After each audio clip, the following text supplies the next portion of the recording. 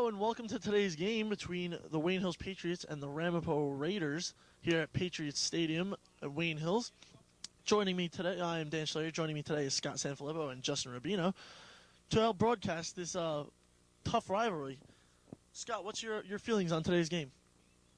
Well, Ramapo last year, I believe, was 31-2, and this year they already have as many losses as they did last year, but because of this rivalry, it will still be a tough game, and Ramapo played really well, I believe, against Northern Highlands, blowing them out, so it's still a dangerous game, and Jason DeMarco is going to have to pitch real well today, and people like Josh Walkowitz can maybe get some revenge for that state championship loss in football today.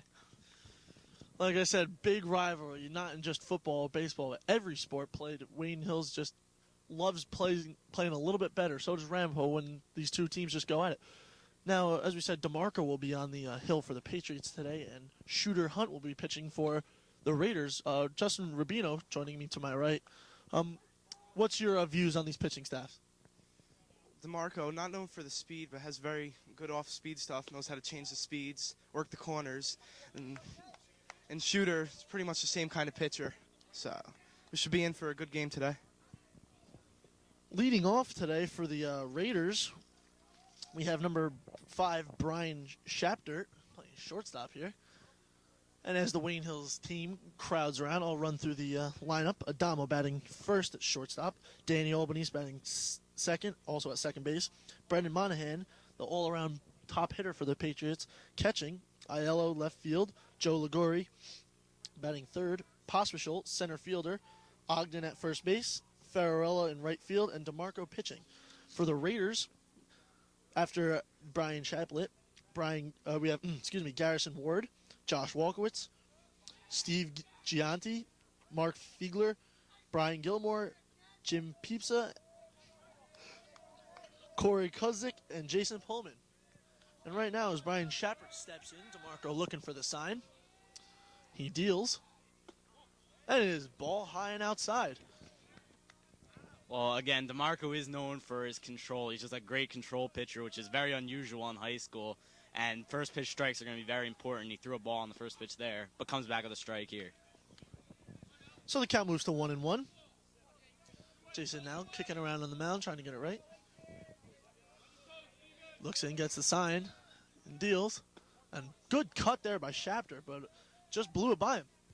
So after a first pitch ball, DeMarco comes back with 2 straight strikes. Very important as a pitcher. Don't want to fall behind 2-0 because got to throw it right down the middle, and that's a hitter's count. DeMarco now. Good fastball low and inside, fouled off by Shapter, and the count remains at 1-2. And there, DeMarco shows some deceptive speed because of his great curveball and changeups. When he throws a fastball, you're not looking for it, and that's why you're behind it. And here is the 1-2. Fouls it off again. So a very nice at bat by the leadoff batter, Shapter. I was talking to one of my old coaches, and he played in the minor leagues, and he said that his coach, biggest thing was leadoff batters. No matter what they do, is if they can move the pitcher to throw as many pitches as they can, it's so important because everyone can see it. As he fouls off his 3rd straight. What I was going back to what I was saying is it lets the rest of the team see what the pitcher's got, how he's thrown, how his curveball's working. This is a great at-bat by the leadoff batter, fouling off 3 consecutive pitches, as you said. DeMarco's working outside a little, so it wouldn't be surprising to see an inside pitch right here to try and get him in on the hands. DeMarco deals, and a little high. Didn't have enough spin on that one, and the count moves to 2-2. And as both benches loud and rowdy, cheering on their respective teammates. And again, another foul. DeMarco trying to keep it high and inside to Shapter, but I think Shapter's just got his timing down. Yes, there's an absolute great at bat, and Monahan comes out to try to calm DeMarco down and tell him, let's finish him off here. Besides working the pitch count here, the leadoff batter is doing a great job letting the people on the bench see what kind of pitches DeMarco has and try to get him geared up for their at-bats. So DeMarco deals the 2-2, and it is low and inside. Count moves to full count. And as you can hear, the Ramapo team clapping it up, also with the Wayne Hills team cheering on their pitcher, Jason DeMarco. And time is called by Shapter. Took Jason DeMarco taking a little bit too much time. Maybe couldn't read a right sign from Brendan Monahan.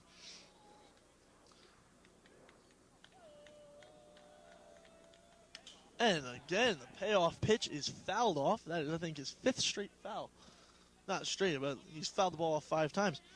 Wayne Hills is coming off a big win at PV. Coach Inell's first win at PV. He never won there. And again, fouled off. It's reminiscent of Chuck Knobloch, former Yankee, current Kansas City Royal. He was known for great at-bats in the leadoff spot, fouling off pitches left and right, giving his teammates a great chance for their at-bats. So DeMarco now settles in. Good curveball, lofted up. Shortstop, David Damo calls it, catches it, and 1 away. Well, that was a great at-bat, but Jason DeMarco did win the battle in the end. That was very important not to walk him there. He got to 3-2, fouled a couple pitches off, but he earned that out, did DeMarco, and 1 away for the second batter.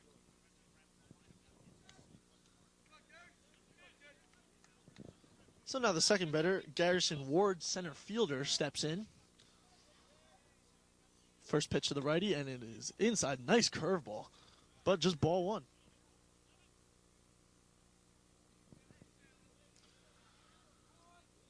DeMarco settles in. Good strike.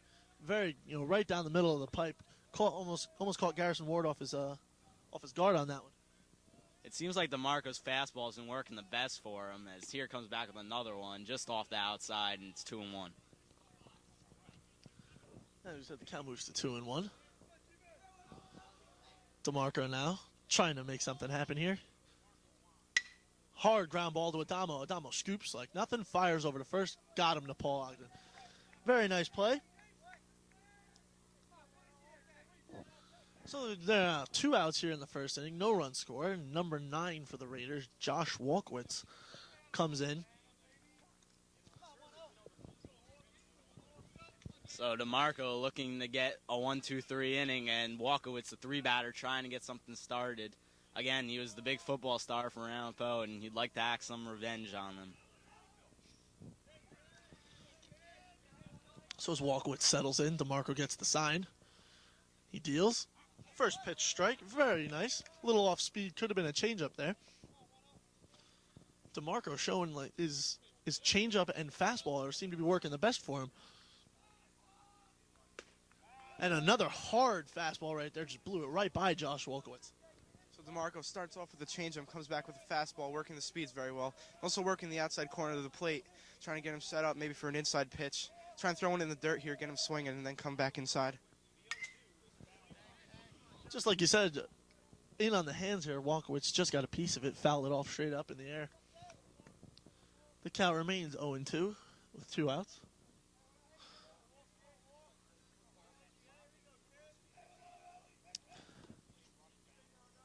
The pitch, and again fouled off.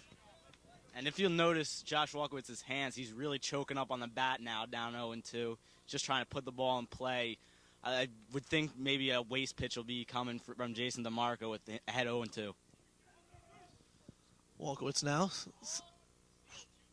Good curveball, just a little high. Couldn't come down enough.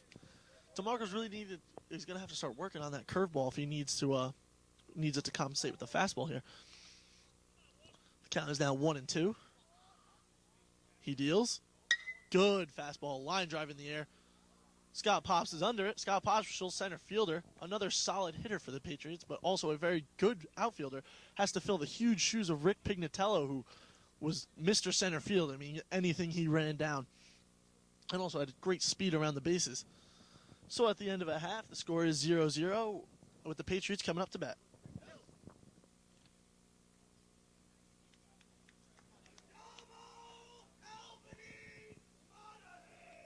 And if you heard that, that was Jeff Boslicato, the statistician for the Wayne Hills Patriots, a graduate of Wayne Hills.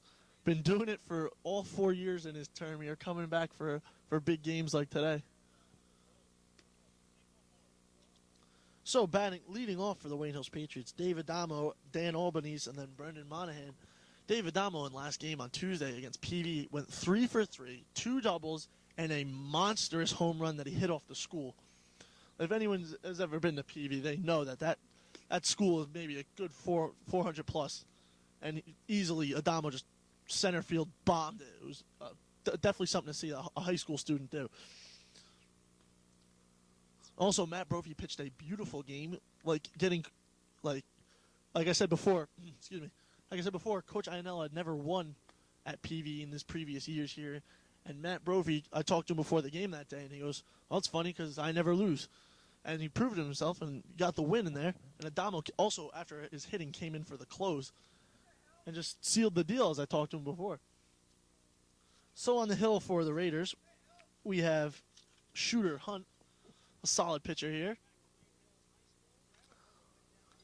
And as the warm-up pitch wound come to a conclusion, Adamo loosening up, and the first pitch will be underway in a few moments. And in the game previous to Pascagoula Valley, Adamo hit a bomb that just missed being a home run against Demarest, a game in which they lost 1-0.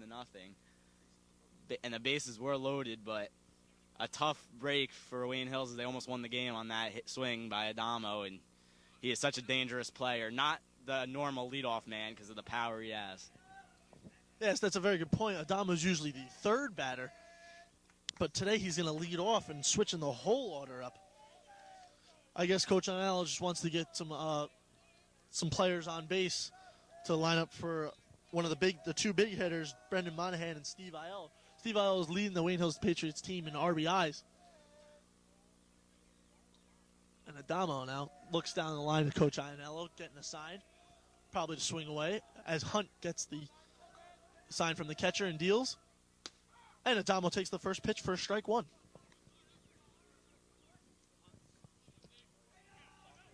So the count is 0-1. Adamo now a very, very solid hitter. Good hitter for as long as I can remember. Settles in. Oh, tough curveball. And Adamo upset with himself, just missing that. Saw the seam spinning like when it came out. Just missing it, though. Well, Shooter Hunt is the son of the manager, Mickey Hunt, I believe, of Ramapo. And he's looking to make his father proud, pitching a gem today against Wayne Hills. The 0-2 pitch, wasting it in the dirt, so it's 1-2. Adamo trying to work the count, just like Ramapo did in the first inning. Shooter there, ahead 0-2, had the pitcher's count, just threw a garbage pitch in the dirt. But that second pitch, Adamo fouled it straight back, even a quarter of an inch. He could have blasted that way over the fence. So the 1-2, Hunt deals, and a little high. Adamo fake check swings and holds up. Count moves to 2-2. Adamo, like the leadoff batter Chapter for the Raiders, trying to get the most out of his pitcher, letting the bench know what the pitcher's got to show. So we see that Hunt had a very nice curveball. Adamo's right on it. The 2-2. Oh, another curveball just missing, and Adamo stretches the count out to 3-2. Hunt now taking his time, pacing around the mound as Adamo sets back in. Hunt shakes it off. Shakes off again. And Adamo calls time. Hunt just took way too much time there. Little miscommunication between him and the catcher. So Dave settles back in. A little cat and mouse action between Hunt and Adamo in this at-bat. The payoff. And at ball 4, and Adamo gets on base. Like you said, Adamo usually hitting third in this order, but right there he shows his versatility as a hitter. They move him into the leadoff spot. He fell behind 0-2 and worked the pitcher to a walk. Now Albany's comes up with a runner on first, and Hills looks to get something going here. Danny Alby's one of the few juniors on this team. I think the Wayne Hills Patriots has either 10 or 11 seniors on this team. I mean, that's just amazing.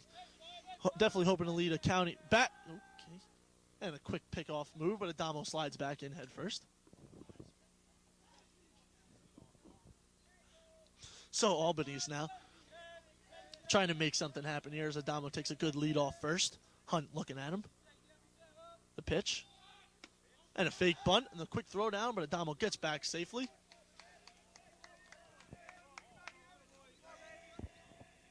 Well, Wayne Hills expecting this to be a pitcher's duel, looking to manufacture a run here in the first inning, looking to bunt Adamo over to second base.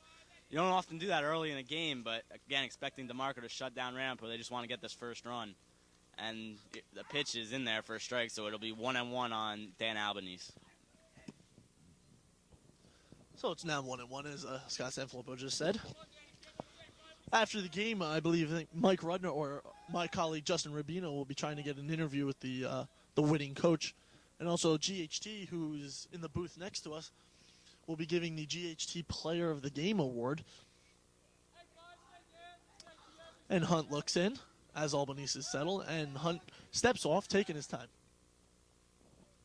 Again, it's very important to get a Damo into scoring position with Brendan Monahan, the star catcher, on deck as he tries to bunt again. In the dirt, Damo's taking off for second, the slide, and he's safe. So now Albanese might be looking to bunt him over to third. Great heads-up play by David Damo right there. Saw that the ball was going to be in the dirt, and it just kicked around and then it's taken off. That's a stolen base for David Damo. Looked like Shooter was more concerned with the runner at first than the batter there, trying to work around Albanese and trying to pick off Damo at first, and it didn't pay off now. Damo's in scoring position, a single score. Albany squares down for the bunt, but misses, and the count moves to 2-2.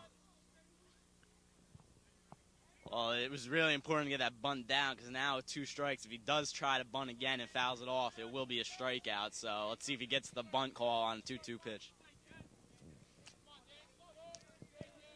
The 2-2. Good curveball. Albany just gets a piece of it, and Damo cuts across the shortstop. So Albany does his job, pushing the Damo over to third. Now Patriots needs just a fly ball to the outfield to score a Damo here. And coming up now, number 7, Brendan Monahan, usually the 4-batter, batting third today. Ever since his junior year, he's been starting for the Patriots, and Brendan has just had 2 great seasons in a row with a great average and just all-around great hitting ability. Previous batter, Albanese, wasn't able to get down the sac bunt, but did his job anyway, grounding out to the left side, forcing the shortstop to throw to first. So Shooter out of the windup, strike one. And surprisingly, Hunt's going right after Monahan here with an open base at first instead of trying to put the double play in effect. Throws a fastball right in there for strike one. So Brendan now staring down Hunt as Hunt is looking for the sign, and Brendan calls time. Hunt again just taking a little bit too much of his time on the mound here, having a hard time deciding which pitch he wants to throw to this tough Wayne Hills order. Damo takes a good lead off third as Hunt agrees. Starts his windup. The pitch. And a little inside as Brendan Monahan avoids it. And the count moves to the count moves to 1-1.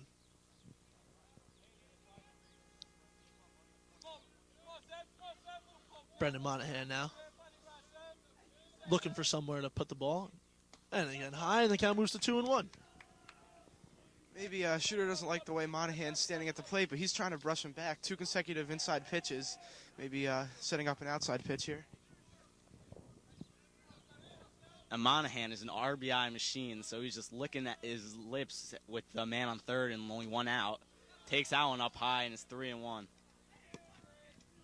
Now 3-1 is definitely a hitter's count. 3-1, the pitcher does not want to walk the batter. So he's going to have to lay one over to get a strike, but that opens up the batter to just unload on one and send it into a hit. And a ball 4 way high, and Brendan Monahan goes to first. That was almost like an intentional walk there, setting up the double play. Coming at him strong, but in the same time, moving the runner over the first, setting up the double play here. Again, that isn't the worst thing with the open base at first because now the double play is in effect. But Wayne Hills with such a strong lineup, now he's got to face Steve Aiello, who has the power to put 3 runs in with 1 swing. Steve Aiello, another huge RBI machine. And good pickoff move. And Brendan Monahan just got back in time. A very nice pickoff move by Hunt there, faking the third, quick throwing back to first. A lot of people argue that that's a balk right there, stepping off the mound to third and then throwing to first. What are your thoughts on that? It gets very close. I mean, when the pitcher has to go to the plate, his leg has to cross. His leg that is down, the leg he raises, has to cross. But it just barely misses with that. Very close to a balk. It depends on the umpire. And the pitch out tried here by Ramapo, hoping to get Brendan Monahan off the base, but it didn't work. Monahan was ready for it. I don't think that was such a good call because now he falls behind Aiello 1-0, and I don't think Monahan will try to steal second with a man on third and only 1 out. So Hunt now. Aiello squares down and lays a beautiful bunt down the first base line. And it gets past Hunt, and Aiello gets on and Damo scores. Well, that's the last thing anyone expected, but it was a little safety squeeze. Damo didn't commit till the ball was bunted past the pitcher, Hunt. It gets by Hunt, Monahan to second, Aiello to first, and Wayne Hills takes that very important 1-0 lead, especially with DeMarco on the mound. So Wayne Hills striking first here in the first inning of today's game. Like Scott said, this is a tough pitching duel. Hopefully, whoever scores first may be able to hold it off as Monahan and Aiello lead off second and first. And high for the second junior batter, Joe Ligori, who's playing third today. So again, Steve Aiello, him and Brendan Monahan are like the RBI machines, back to back. As Ligori's taking his time. Shooter Hunt looking and deals. And a good curveball just outside, and Ligori holds off on that one. Move the count to 2-0. Hunt has been falling behind all the Wayne Hills batters, and that is going to come back to haunt him as he's already given up a run. As Hunt winds and deals from the stretch, throws it by Ligori, so it's 2-1. So it's still one out. The Wayne Hills lineup is still just powerhouse behind this. On deck is Scott Pospisil, another beautiful swing to batter. And right down the middle, Ligori just couldn't get around on that time. Check swings it. The count moves to 2-2.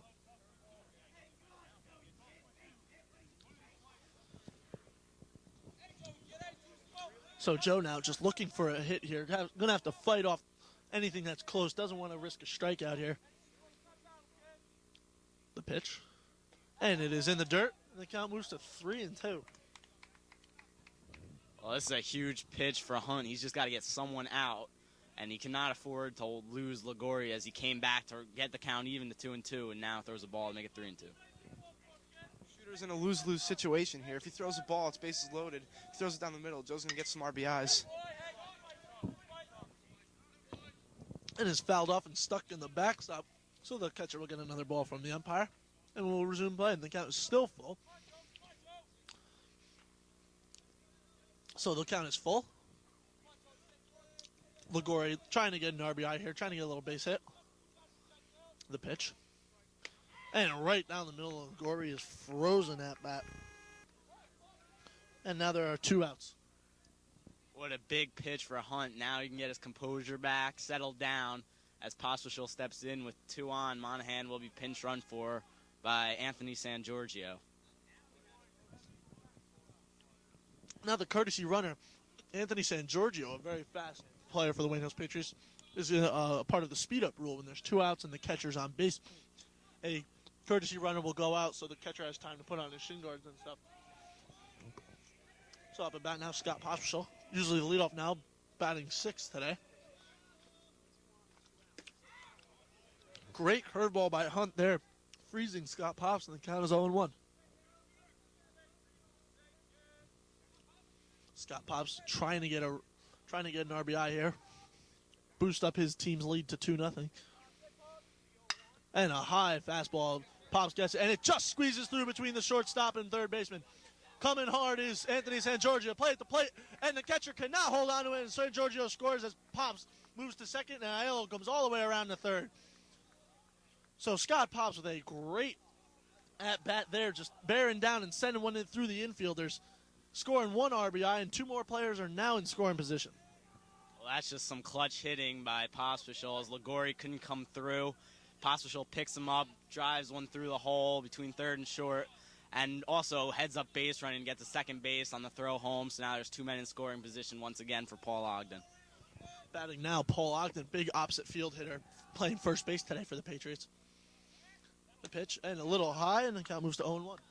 Going back to the previous at-bat, Pops was just able to find the gap on the left side of the infield, squeezing it through the third baseman and the shortstop, who both dove and went right under their gloves. So a 2-0 lead for Hills, and with DeMarco on the mound, that could hold up all 7 innings. And a blast to right field. Going back is Walkowitz, and it is off the wall. 1 bounce, and it is a ground rule double. Huge shot. That will score 2 runs. A ground rule double walk was just running back. Like I said, Ogden, a huge opposite field hitter, just ropes one over the infielder, over the outfielder's head. And get back to Scott Pospisil getting to second base on the play. Had he been on first base with a ground rule double, he would have only gotten to third. So it was so smart to get to second base on that throw home. And Ogden just driving the ball, and Walkowitz actually flipping over the wall trying to get to the ball, dropping his glove in distress in right field. So the score is now 4-0 Wayne Hills in a huge opening inning. And now comes the pitching coach for the Raiders out to talk to a Hunt, trying to calm him down a little after he's a tough first inning. This is really going to hurt Ramapo down the line in this game. A lot of pitches thrown by the shooter right now. In the fourth, fifth inning, he's going to start wearing down. That's where Wayne Hills is going to do some serious damage. As stepping in is John Ferrarella, and DeMarco on deck. There might bat around this inning is Wayne Hills. So John Ferrarella takes the first pitch, ball one, high and outside.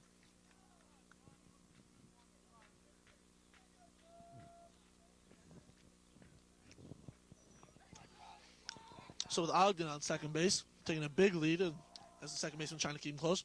And a good strike there by Hunt. Hunt's trying to bounce back after that rope. And joining us now in the booth, Mike Rudner, another one of my longtime broadcasting friends. Mike, what's your feeling about this game so far? I've seen some clutch hitting by Scott Pops. I know in recent years he's had difficulties with runners in scoring position, but he executed there, hitting in between shortstop and third base, driving in a run. And then Paul Ogden with a rip over Walkowitz's head. Ground rule double, that scored another run. So Wayne Hill's looking great so far.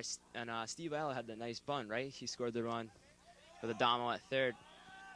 Now, Dan, I want to ask you, what do you think about Damo leading off? He doesn't have as much speed as Pospisil, but he gets on base, and I think that's what INL was looking for. I agree. Adamo doesn't have the speed as Pospisil, but yet he has a great on-base percentage. I mean, he'll work a pitcher to a walk. You know, he gets him to 3 and 2 counts like he did at his first at bat. As Ferrarella fouls off his second pitch, and the count is 2 and 2. Also, if the pitch is good, he'll lay one over the outfield wall. Adamo has that power, but he also has the power to just lay down a bunt if he needed. And Adamo started this whole mess for Hunt by drawing that walk, fighting off a couple pitches, and getting on base to start the game off. So a good curveball just in the dirt as Ferrarella holds up. The count moves to 3 and 2. Full count again here for Hunt. I believe if Hunt walks this one, it may be the last inning he sees.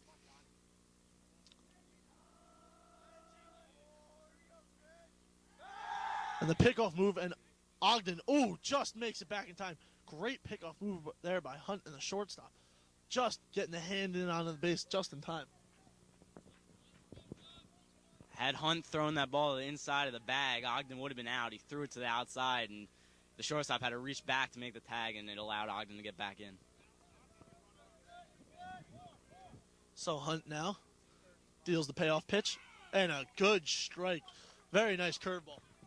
That inning, Hunt threw 35 pitches.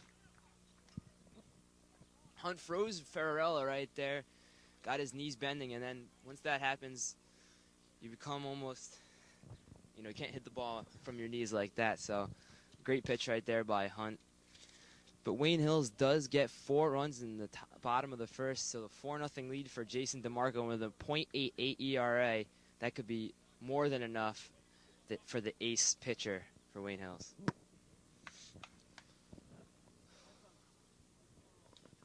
I think the keys to this game have been the leadoff men, because a great at-bat by Ramapo, but DeMarco fought back and got the out. Adamo also had a great at-bat, but he found his way on base.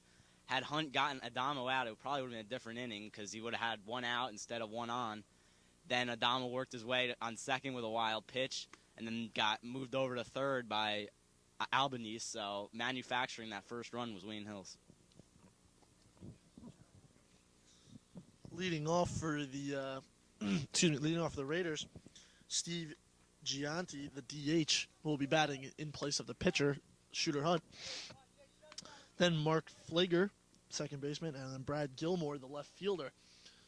So as we're winding down to the bottom of the order, the Raiders are trying to bounce back after that 4-run first inning laid out by the Patriots. So as the warm-up pitches come to an end, DeMarco now paces around the mound, getting comfortable. As Gigante takes his sign from the coach and lines into the batter's box.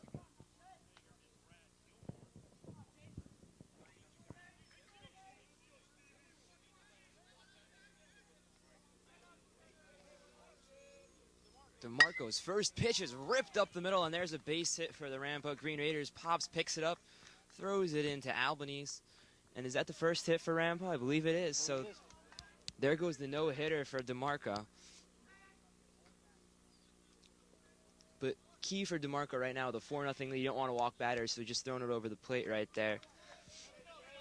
And it was ripped into center field for a base hit. Now, here's an interesting fact. Brendan Monahan is probably one of the best catching arms in the league.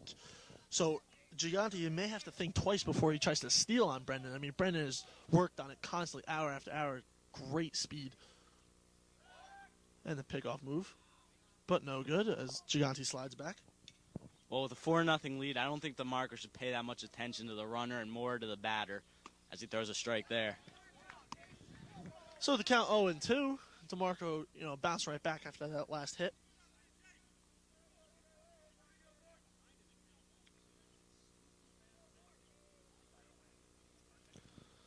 DeMarco still thinking Gigante is taking way too big of a lead and watching him again. Make sure he goes back to first as Ogden stays on the base to keep him on. The pitch.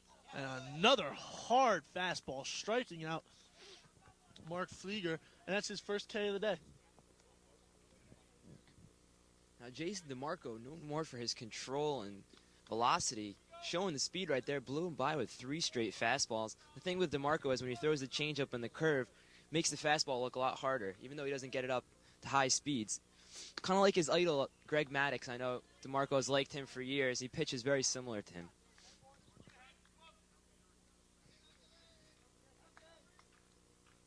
So Brad Gilmore with a 1-0 count. DeMarco throws over to first, not in time, as Gigante gets back. Talking about DeMarco's speed, if his fastball's working, then his changeup's just going to look so much more slow, and these batters won't have a chance to touch him today. So Gilmore fans on the high heat. The count goes to 1-1 with Wayne Hills 4-0 lead, top of the second inning. Gigante's on first, and Gilmore at the plate. DeMarco's 1-1 pitch blows him away again. 1-2. DeMarco showing great power today. Caught everyone off guard, I think. As we've said for numerous times, that he's known for his curveballs and stuff. Gigante takes a good lead off first. The pitch in the dirt. Strike 3 again. Another hard fastball low around the knees. That's DeMarco's second strikeout of the game. As the team yells 2 outs, the players reshift. Stepping in is Jim Pipicia. Good curveball strike, freezing the third baseman. Well, this whole inning, DeMarco's throwing first pitch strikes, which again is very important with a 4-0 lead. Just want to put the ball over, don't walk anyone, and trying to keep the Gigante back on first base again. So with the count 0-1 after that nice curveball strike. High fly ball to left, going back as Ayala under it. Makes the one-handed catch, and that will end the inning. And at the end of 1.5, the score is still 4-0 Wayne Hills Patriots. So the Patriots coming up to bat.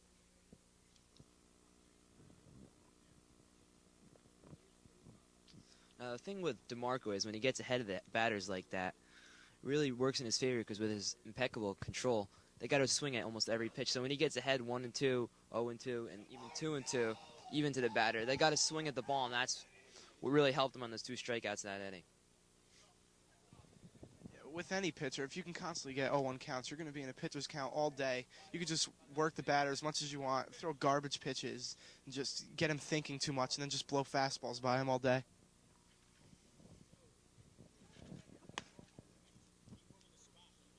So Scooter Hunt, the coach's son, sophomore pitcher. believe this shooter, I'm sorry. Is this his first start? Does anyone know? I think this might be his first start of his career, actually.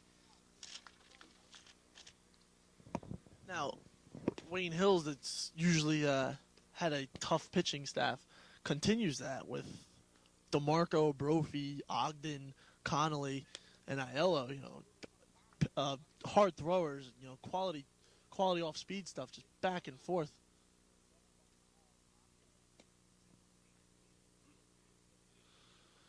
So batting first, the pitcher, Jason DeMarco, the only batter for the Wayne Hills Patriots not to bat last inning.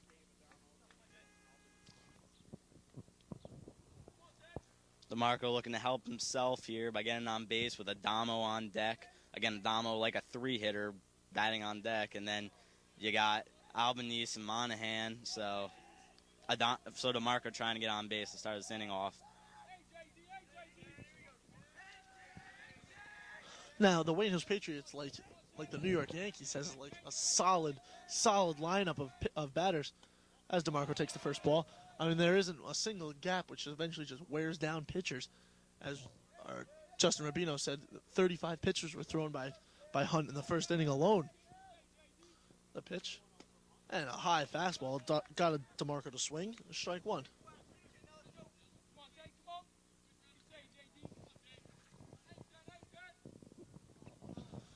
So DeMarco now setting in for the 1-1. The pitch. And a long fly ball. Walkowitz dropping back. Makes the one-handed catch at the warning track, and makes it one away. Coming up to bat now, leadoff shortstop David Damo. As we said before, stretched a great at-bat his first time, drawing a walk, getting the pitcher to go to a full count, 3-2. So now Adamo hoping to show off a little of his power here, not trying to get on base so much with one out. Shooter Hunt gets a sign, winds up and deals, and out just hits the outside corner for strike one, and Adamo does not like that call.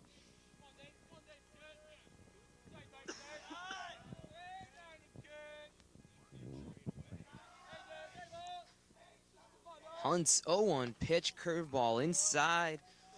Damo runs the count even at 1-1. So at the leadoff spot, Adamo's job is try to work the pitcher, make him use some pitches, and then get on base. Hunt's 1-1 curveball low and inside.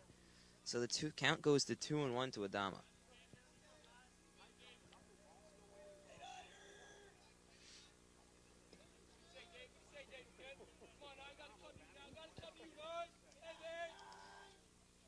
Hunt ready. The 2-1 pitch is way up high, looking like Rick Ankiel over there. Count goes to 3-1. Hunt's having some serious troubles finding the plate today, and then when he does, the Hills batters have been all over him, tattooing pitches to left, right, and center. So again, the hitter's count comes up, 3-1. Adamo now settles in, looking for a good pitch from Hunt. High and inside, and Adamo draws his second walk of the game. Again, Adamo converting to the perfect leadoff hitter today, drawing 2 walks, and just a great job of working the count. And Albanese might be looking to bunt him over again and get another run to add to the lead to make it 5-0. So Albanese's last bat, he had a sacrifice, pushing the runner into a scoring position, which opened up the first run for the Patriots. Albanese didn't show bunt on that one as ball one sails past his eyes.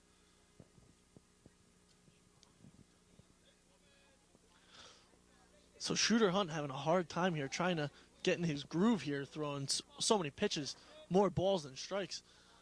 And Albanese lifts one high and foul out of play. That's a lucky souvenir for someone.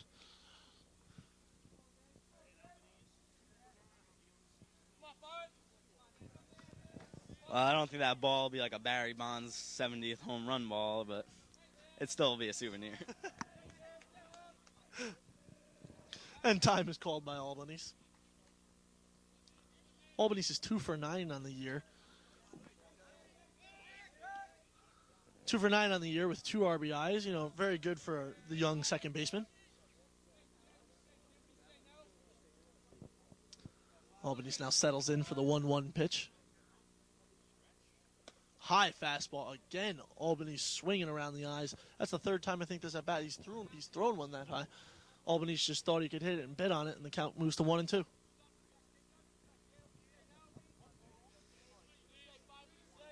So Hunt with the advantage right here. The 1-2 throws over to first. Damo in there safely.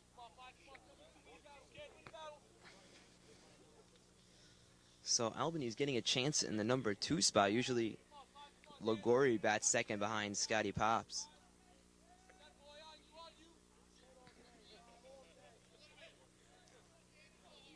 So with Monahan on deck and Damo batting in front of him, Albany has all the protection he needs. Hunt's 1-2 pitch in the dirt. Adamo's running to second base, and he'll be in there on time as the ball hits the dirt. Second stolen base of the day for Adamo. I don't know if that counts as a stolen base or a wild pitch, but... Well, it looks like deja vu as Adamo draws the walk, gets the second on a wild pitch, just like the first inning. And, again, a similar situation, but this time it's with 1 out instead of no outs. And is in the dirt. Tough curveball by Hunt. Again, Hunt just not in his groove at all as Adamo gets a new sign from Pignitello as he's leading off second right now. Albany's trying to get a base hit here. Move Adamo over to third. And strike 3. Strike 3 right down the middle. Froze Albany's. Now, Albany's was at a 3-2 there, and that was the 6th time in 2 innings that Hunt had moved to a full count. You know, that's just, killing pitchers' arms. Albany's had to be looking for the curveball there. Fastball right down the middle. Must have been expecting it to move outside.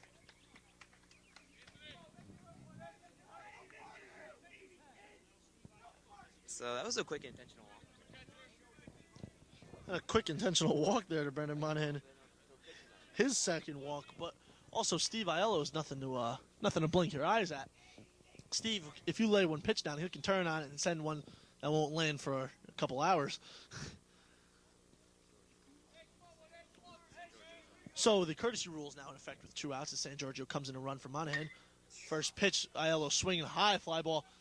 Second baseman, first baseman, and right fielder running for it. Walkowitz calls him off, makes a falling catch. Very nice, high in the sun, very tough to see. And that'll end it for the Patriots here as Aiello pops out. And we've played 2 here, and the score is 4-0 Wayne Hills Patriots with the Raiders coming up to bat. Dan, that was the first time I saw Walkowitz hit the field like that until David Damo hit him on that big 4th and 1. I'm sure you remember that play, Dan. Yes, I do. That was one of the big turning points of our first game.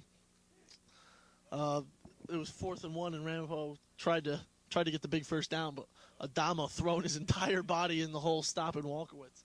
Great play. Definitely one of the more important highlights of that game. Well, Hunt really getting out of a jam there with a man on second and only 1 out. Maybe that'll settle him down after that really rocky first inning. Looked like he was going to have some trouble again in the second inning, but got out of it with the strikeout and the flyout. So DeMarco, leading again 4-0, will look to throw first pitch strikes and get ahead of the batters once again so he can use that curveball as Ramapo will be batting with their 8-9-1 hitters.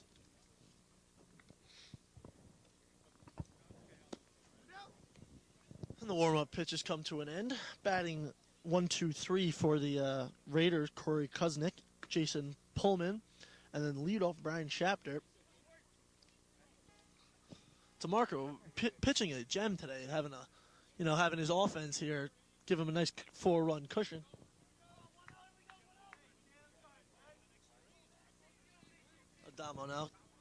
Adamo talking around, the vocal one of the infield as Monahan is kicking around the dirt.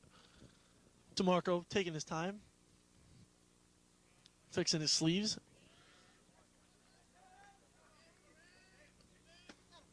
And a good first pitch to Kunzik. Kunzik swinging. So at the bottom of the order coming up this half of the 3rd inning, Ramapo really needs to get something going here, down 4-0.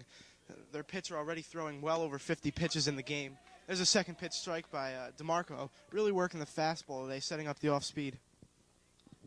DeMarco definitely showing his stuff today. Huge rivalry here. Just wants to play his best. And the third pitch caught Kunzik looking. That is DeMarco's third strikeout of the game.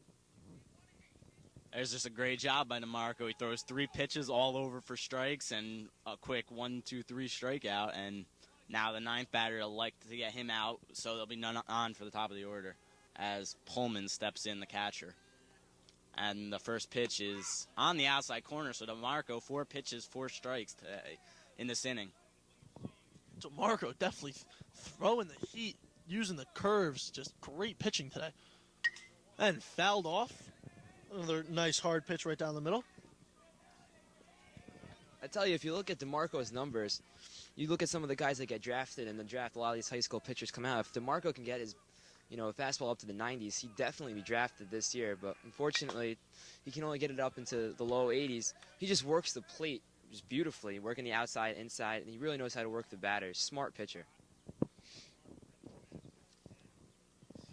And there are some great pitchers that just rely on control, guys like Jamie Moyer. I mean, they're around forever because they don't throw hard.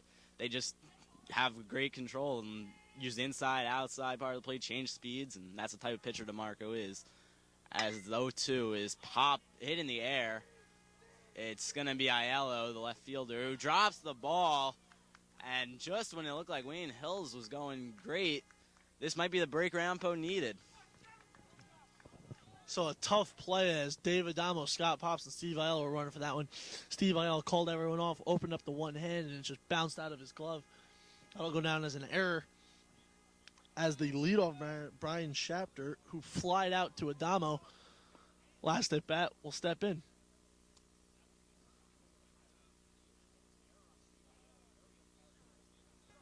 Timeout is called as a courtesy runner will be brought in. Pullman now will go back to the bench and start shooting up for the next inning to catch. As DeMarco now gonna have to step it up a little more, coming off that tough error by the outfielder Steve Aiello. DeMarco now from the stretch settles in. First pitch, high, tough curveball, just must have slipped out of his hand just a little. Not trying to make any excuses for Aiello, but the sun really glaring today. We saw last inning with Walkowitz. He had trouble with 2 plays in right field, but brought them both down. So the sun could be a factor for Ramapo here coming back in this inning. A ball inside. Looked like it might have nipped the corner, but nonetheless, it's a 2-0 count. Very uncharacteristic for DeMarco, going 2-0 to the batter. So DeMarco from the stretch, the 2-0 pitch is ripped into center field. That's going to drop in for a base hit. Staying at second is the runner as Pops throws it into a Damo. So now there's first and second with 1 out. And as Scott just said before, that could really spark the team, that error by Steve Aiello. So Wayne Hill's defense is going to have to pick it up a little here if they want to bounce back on this. Doesn't want anything to start brewing in the Raiders offense here. Brendan Monahan calls time as he calls out the sign to the infielders.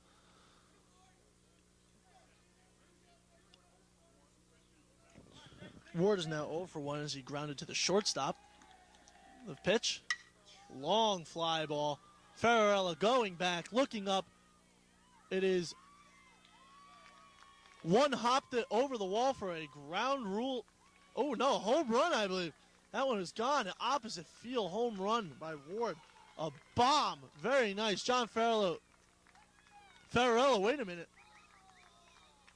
a minute. Calling, but no. Oh.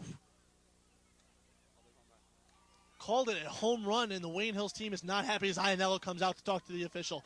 Aiello saying that it was a one-hop ground rule double.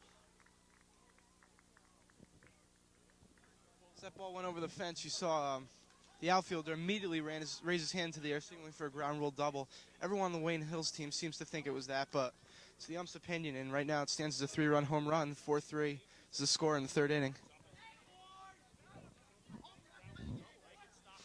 So that'll get Ramapo right back in the game. The score is now 3-4, and it seems like Aiello is talking to the home plate umpire and the first base umpire. And I know when it first landed that, it looked like Ferrarella said it bounced and went over. And Monahan said it too, but the umpire, when he singled up 4, which meant home run, with 4 bases. So Walkowitz will step up to the plate. And DeMarco has to bear down and maintain his 1-run lead. So the Wayne Hills fans, team, and dugout are just enraged here, saying that it was a ground rule double. And again, that error just changed things. Instead of it being 2 out and none on, there's only 1 out and 1 on. Then Schreiber got a single, and then this controversial home run as Walkowitz fouls it off. But all of a sudden, it's a 4-3 game, and it's anyone's ball game once again. Now, see, in these leagues, the universal rule for a ground rule double is the outfielder will raise his hand if it bounces over, if it slides under the fence. So Farrella had his hand up, and the official called a home run. So that's what sent the Patriots in an uproar. And the count moves to 2-1 as DeMarco throws another ball. Now, Scott, I don't remember if you remember this, but last year against Pascack Hills, I believe they lost 1-0. Scott called the game. And I think it was Steve Aiello hit one over the left field wall, but they called it foul, and there was lots of controversy on that. Because when we went to the videotape and TV class, looked like it was a fair ball, and there was lots of controversy in that. Because I believe they lost the game because of that home run. I don't remember if the score was 1-0. Scott, if you want to remember that at all. Well, I don't think they lost that game, though. I think they still won, but yeah, it was a close call. Again, there's not really a high foul pole like you see it's just a small white foul pole, so it's tough to really tell. And it should be the first base umpire's job to see if the ball's fair or foul or over the fence or not. As here's another hit at Walkowitz, and that catalyst on the error it sparked Ramapo, and things are going awry for Wayne Hills.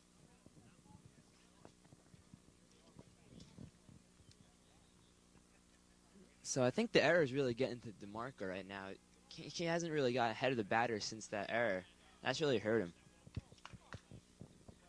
Very uncharacteristic of DeMarco right here. As Mike said, my new ERA of under 1. Right now he's already let up 3 runs in this inning with a runner at first with 1 out. So they're going to have a conference at the mound, try and calm him down, get a double play here, just get back up to the plate and score some more runs. So pitching coach Mike Acapinti for the Patriots comes out to calm DeMarco down, trying to get his rhythm back here.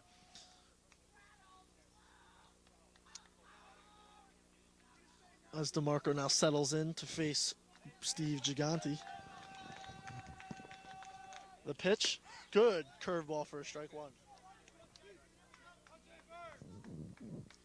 So hopefully that talk at the pitcher's mound is going to help DeMarco trying to settle down and get these final 2 outs of the inning.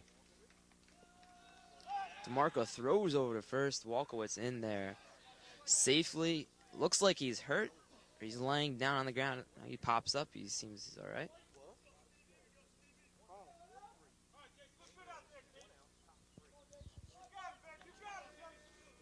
So DeMarco's 0-1 pitch. Curveball just up high.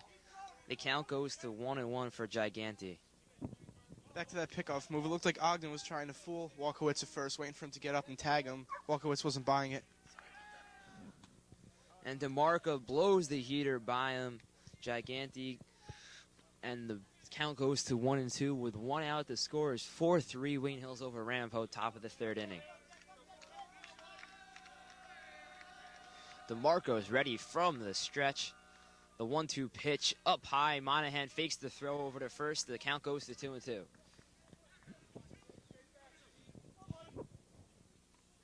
And we talked about Pospisil having to fill in for Rick Pignitello, as Pignitello has just arrived here and is standing outside of the Wayne Hills dugout. Gigante on the season is 3 for 13. And he had 2 triples on the season, so he does have the power to get the ball out there. As DeMarco deals and blows it by him, strike, and Gigante is not happy with that one. That is DeMarco's 4th strikeout of the game. So he seems to be bouncing right back as Walkowitz is faking to run. You know, he does have the speed. He may not look it, but he does have the speed there. So Monahan's got to keep his eyes on him as DeMarco throws one back to keep him close. Now, also, when a runner steals, it's not only the catcher's job, to be as fast, but it's also the pitcher's job. And it blows a nice strike past, excuse me. And the count is now 0-1. But back to what I was saying. The pitcher, if he has a slow wind-up and pitch, the catcher may have no chance of getting the runner as Walkowitz takes a bigger lead. And he fakes the run. And Monahan checks him back. I think the speed of the runner on first base is irrelevant. Monahan, no one's going to steal on him. He's got a great arm. No one's done it thus far this season. I don't think that's going to change. So DeMarco runs the count to 2-1. With Flager up at bat. DeMarco's 2-1 pitch. Up high again. The count goes to 3-1 now. Hitters count for Flager. I think DeMarco is having Walkowitz in the corner of his eye, and he's been paying too much attention to him. I think you should quick deal it and try and let Brendan Monahan do his job and throw him out second base. DeMarco now, they count 3-1. He's going to have to start battling back. Good strike. Good strike. Not paying attention to Walkowitz at all on that one. And there you see DeMarco's control once again. He knew he had to throw a strike and puts it right over. He's yet to walk a batter today. And now 3-2, you should see DeMarco throw it over once again, as he does, but it's fouled off. Count is 3-2 now, fouled off by number 8, Mark Flager. Saw Walkowitz was running on that pitch. Full count, 2 outs. He's going to be going again here.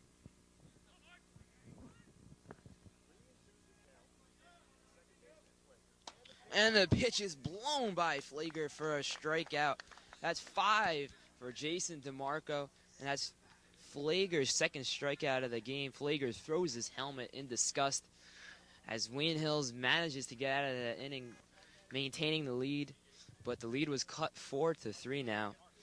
INL is going to give a little pep talk right now in between the innings.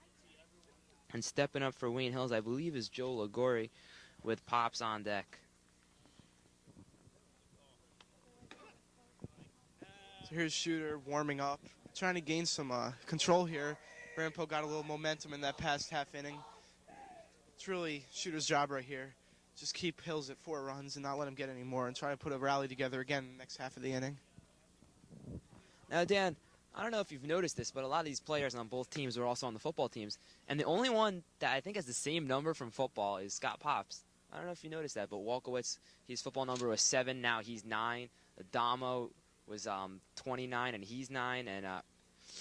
And who else? And Monahan 7, and he was 12 on the football field. So it's kind of unusual. Usually, they like to go with the same number. I don't know how you feel about that, Dan.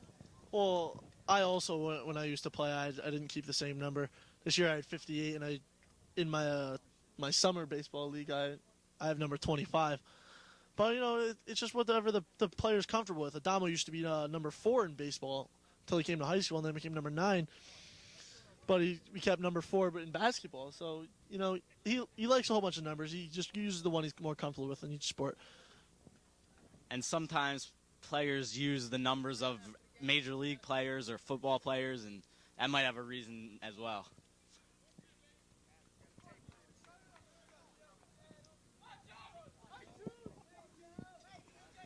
So Joe Ligori steps in. Joe's last at bat. He got caught looking for strike 3. First pitch. And he takes strike 1 there.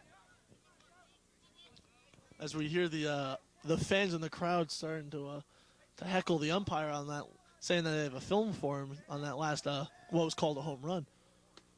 The 0-1 outside, and count moves to 1-1.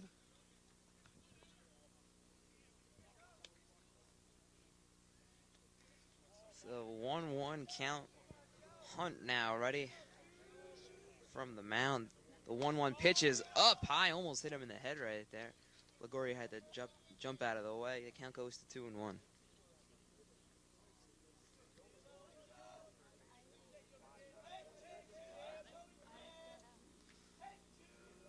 Hunt's 2-1 pitch ripped to shortstop.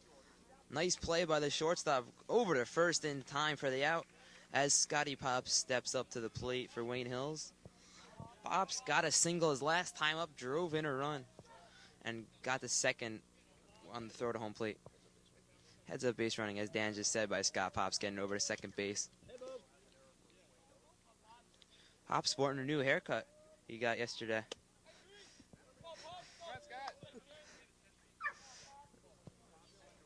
Hunt's first pitch to Pops. Outside corner in there for a called strike.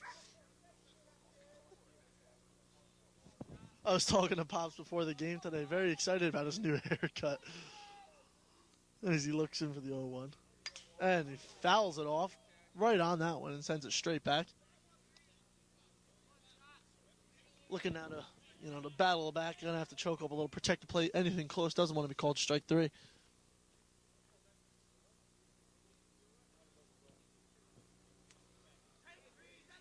So Pullman gives the sign to Hunt.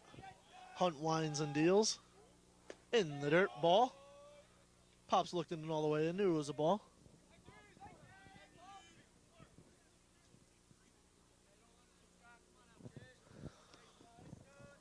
So the double threes looking in, and the pitch and hard curveball just lines to the third baseman. Gonna have to take off hard. And good scoop by the first baseman. And that's the second out here. With Ogden coming up the bat. Ogden roped that long ground rule double at his last at bat, getting 2 RBIs.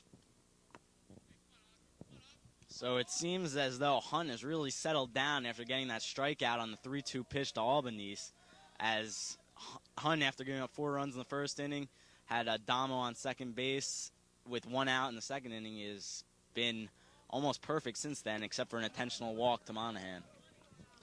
Well, baseball is a very mental game. I mean, if you're thinking a lot, you'll have a hard time pitching. You just got to calm down. You know what you're doing. Just got to go out and do it. And it seems Hunt is finally starting to find his groove here as he throws a ball high. So Ogden, the power-hitting first baseman, ripped the ground rule double his first time at bat, drove in 2 runs for Wayne Hills.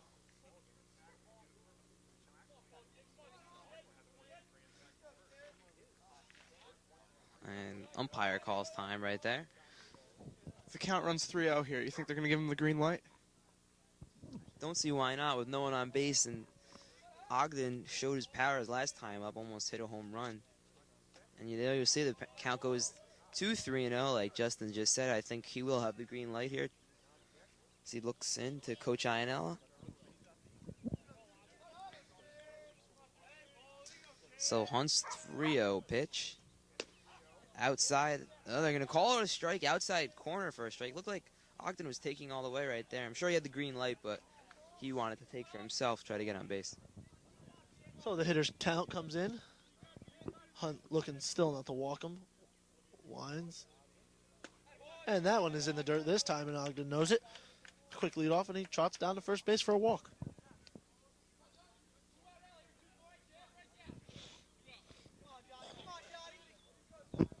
John Farrell now stepping in. Another one of the Wayne Hills players that got caught looking for strike 3 at his last at bat.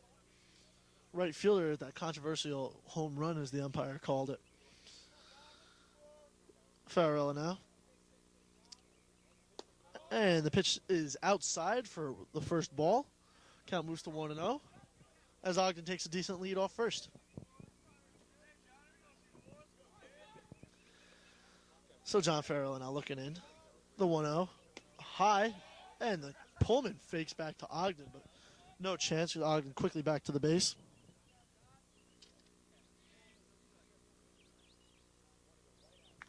Farrell now. The 2-0. Another hitter's count, like the 3-1. And cross the numbers for strike 1. And Farrell is not like that side.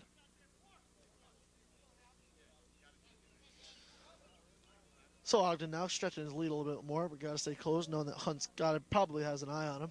As Farrell sits in. And ropes one that will just carry Fallon into the fan section. And the count moves to 2-2.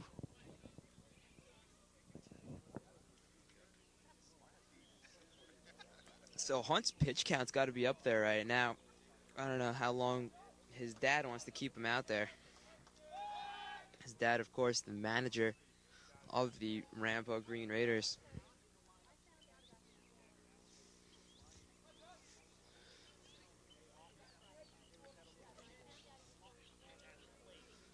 So deuce is wild here. 2 balls, 2 strikes, 2 outs. And Ferrella will call time.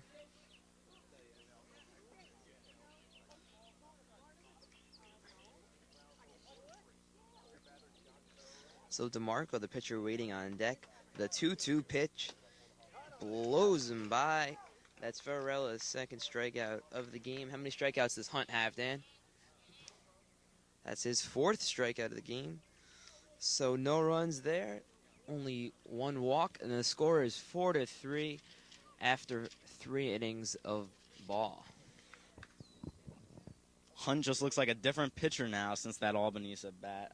I mean, he was just awful in the first inning and the beginning of the second inning as he couldn't find the plate, but now he's just throwing strikes, getting first pitch strikes, and getting ahead of batters, which has been the big difference, as DeMarco will try to hold this 4-3 lead here as we move to the top of the 4th inning. Batting for the Green Raiders, we have the third baseman, Jim Pepisa, who flied out to the left fielder, Corey Kunzmick, who struck out looking on his last at-bat, and then Jason Pullman, the catcher, who advanced on Steve Aiello's error, the pop fly error that led to the big 3-run inning, as Brandon Monahan gets the pitch and fires down to second.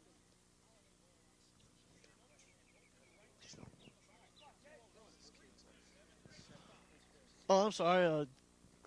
I correct my, as Scott Sanfilippo just tells me, Brad Gilmore will be leading off, the left fielder who struck out in his last at bat. So as Gilmore walks into the box, DeMarco fixes out the mound. And we're starting the 4th inning of play here at Wayne Hills Stadium. The score is 4-3 Wayne Hills over Ramapo. And this tough pitching duel between Jason DeMarco and Shooter Hunt. As DeMarco deals. Good curveball, but just low for ball 1. Now, Dan, when I hear the name Shooter, I think of Happy Gilmore, automatically. Shooter McGavin. There's Gilmore's man just that. Ooh, that one hit a few people on that one. Went off the cage, off the umpire's back, and then off Monahan's back. Hope everyone's all right after that. Yeah, so Gilmore is batting with Shooter up at the pitching for Rampa. I did not notice that. Ball outside. The count goes to 2-1. So DeMarco falling behind another batter. Really having a tough outing the past few innings. DeMarco's 2-1. Nice changeup right there as Gilmore is way ahead of it. Count goes to 2-2.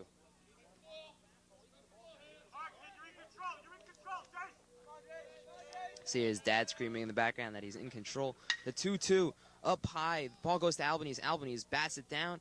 Plenty of time in there to Ogden. Nice scoop by Ogden. And there's 1 down for Rampo.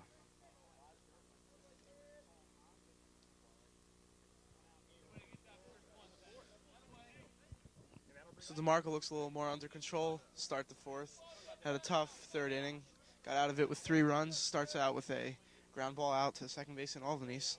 So the first pitch on the inside quarter for a strike. Count will be 0-1.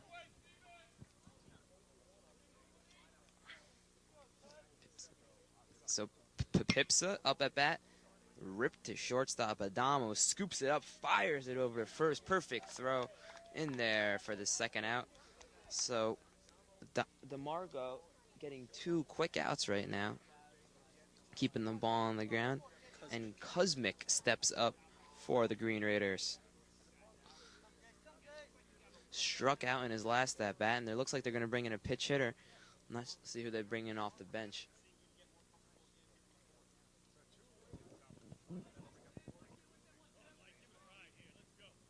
We are looking through our roster for the pinch hitter.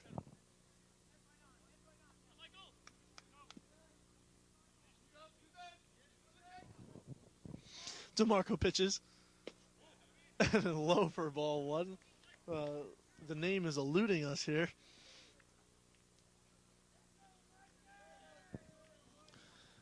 And the pitch comes in. And a high, very nice pitch. And Moricillo, number 12, the pinch hitter, as Rudner just informed me. Swings at the high fastball, and the count moves to 1-1. And another high pitch lofted up in the air. Farrell drifting under it, makes the two-handed catch, and that will end the inning here as DeMarco pitches another quality inning, holding the lead by 1, and the Patriots will be coming up to bat. Well, that was a huge 1-2-3 inning for DeMarco, as Wayne Hills needs to add to this 4-3 lead here in the bottom of the 4th inning. They don't want to keep it a one-run game. But again, coming off the bench to pinch hit, one of the most difficult things to do is you're cold, you're sitting down, you're not in the game, and it's a very difficult thing. Not many people can do it. So leading off for the Wayne Hills Patriots will be DeMarco, then top of the order back to Damo. Then next to Albany's. DeMarco's first at bat, fly ball to Josh Walkowicz, who made that very tough falling catch. As the sun on this beautiful cloudless day today is just really affecting the fielders. We saw Steve Aiello before dropping an easy fly ball and Walkowicz falling on a fly ball. So drifting over now to the booth, famous Wayne Hills statistician Jeff Voslicato, the voice of Wayne Hills, great guy, family member to me. So, Jeff, what brings you back to today's game? Well, I go to the College of New Jersey now, so I come back pretty much every weekend. I still keep involved with the stats and everything, so I'm still pretty much involved with the baseball team. Now, how is the stats for the games that you're not here? Is it up to par as when you left out? Well, it's never going to be the same because it's, my program. I've been doing it for 4 years, but they're getting there. They do a good job, and it gets done, so. I just want to say, if you want to visit Boz on the weekends, he'll be working at T-Ball. So step by T-Ball 2, right by Wayne Hills High School. So how's college life going there, Mr. Boz? Oh, can't complain. It's different than high school, but, what are you going to do? Everything changes. So how does this year's team look? You've been here just as long as anyone else. Your older brother and your dad are coaches here. How does this team look from the other teams? The team looks really solid. We got a lot of returning starters. All of our pitchers are returning, and Matt Brophy's stepping it up as a pitcher. And in the field, we're really solid defensively, and we're probably one of the best hitting teams around. So we should be really, really good.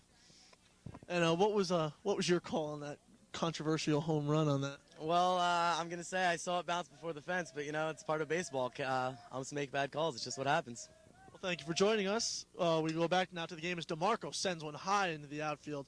Walkowicz drifting under it at the wall, makes the catch. That's the second time DeMarco's flied out to Walkowicz out there. So, what do you think do you think Wayne Hills has a good shot of winning counties and states this year? Well, they got a good a shot as any. We're always a solid team. Coach Iannello prepares the players. We're always ready for postseason and play all year that way. So, as long as we get there, we should do a pretty good job. All right, ladies and gentlemen, that's Jeff Voslicato there for you. Thank you for joining us, Jeff. As Adamo steps in, Adamo has had 2 walks on the day with 2 advances on wild pitches. So, that's definitely quality for a leadoff batter. He settles in. And the pitch. And high again. Cal moves to 2-0. Going to this base and lining up for his 3rd walk of the day. Almost seems that Hunt's trying to pitch around Adamo, knowing that he has the ability to send the long ball, or he can also hit one, anywhere he pretty much wants to. One of the all-around best hitters on the Patriots team.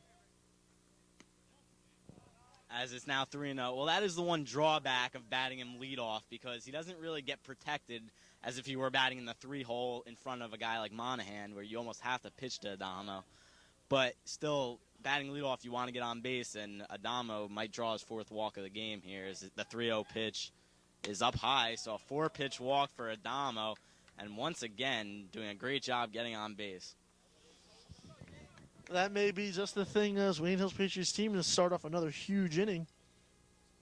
Albany's now stepping in, the junior second baseman. Today he's 0 for 1 with a sacrifice and a strikeout. Didn't agree with his strikeout pitch, kind of looking a little frozen a little, but the call was there. Trying to make something happen now. And the first baseman thought he saw the bunt call running in hard, and the second baseman coming over to cover Adamo, but Albany didn't even flinch the bunt. So They must have a miscommunication. Warming up in the bullpen is Steve Aiello, number 18, left fielder. He may have to come in relief if DeMarco can't hold up. And fouled off, right off the helmet of the catcher. That's why the catcher wears all that armor, because you never know when a pitch or a foul ball will just come back and hit you. Now, the Aiello warming up, that really shows you the depth of the Wayne Hills pitching staff. 7 starters, which allows Aiello, who's usually the 3-starter for Wayne Hills, to warm up in the staff, because they might not need him if they have Brophy now coming in this year, Ogden, some great starting pitchers for Wayne Hills. Yeah, Brophy stepping up huge. Didn't play much last year. Comes in and now is undefeated. And Damo, who was one of the star pitchers last year, rarely comes in to close. So, I know just changing up things as he did with the batting order today. Hunt deals. And a strike. Albanese again not swinging. And the great depth Wayne Hills has will really help them later on, as a lot of teams aren't nearly as deep as Wayne Hills, especially with all those postponed games. Playing a lot of games in a week, I mean, having all this depth is great because you can give a guy a rest. You can use a different pitcher. You can go 5 pitchers deep if you want to. It's just a great thing to have. A real asset to Wayne Hills is their bench and their depth. So Damo taking a very good lead off first. Hunt deals. Good curveball. Albanese fouls it off right on it. Keeping his head on the curveball. Saw the seams move. Might not be a bad idea right here to execute a hit and run. You got kind of fast runner on first base in a Damo, and Albanese with 2 strikes protecting the plate as it is. So if you send a Damo, you might get him over to third with a hit into right field.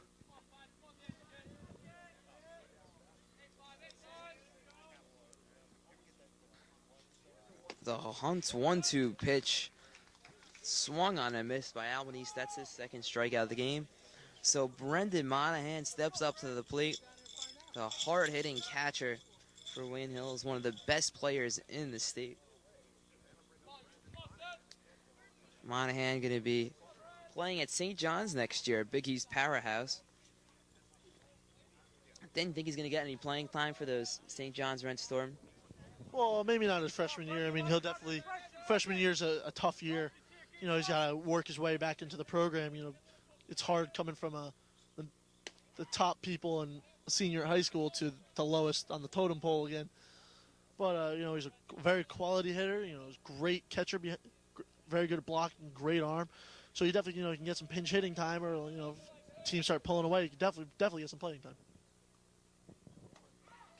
So the curveball in there for a strike. The count goes to 0-2 to Monahan.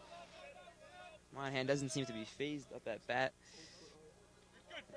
Monahan walked both times so far this game. Hunt from the stretch. The 0-2 pitch way up high. Hits the backstop of Damo going down to second base. And he is in there safely.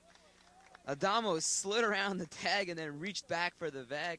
That's the 3rd time Adamo's reached second base on a wild pitch. When that ball hits the backstop, Adamo's runs over to second base as quickly as he can. Now Adamo, very heads-up base running right there, knowing that if he went straight into the bag, the tag would have been made. Outside slide and just reaching his hand out. But too much momentum, had to come back to the bag. As the pitch is in there for strike 3.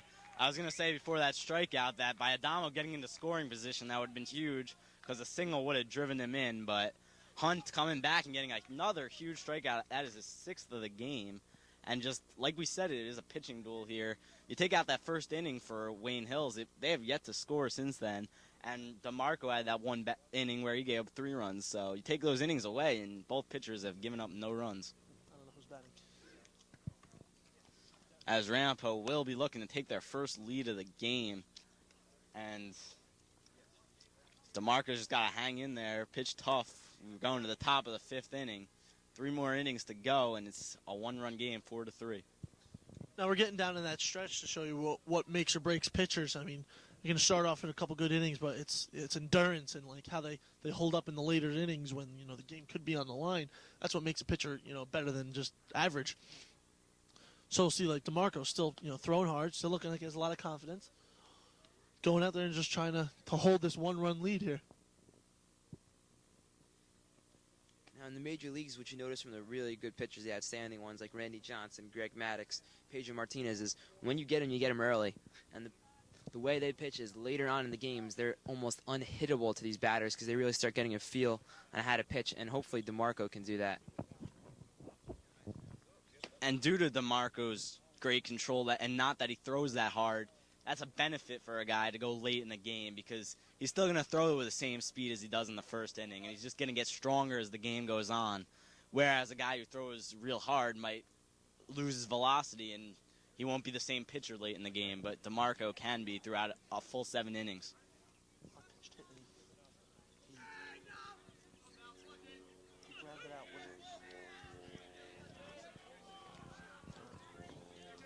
As another pinch hitter, I believe, is in number 2.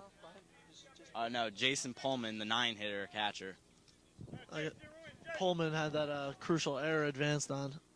And a good strike's called by the umpire for a count moves to 1-1.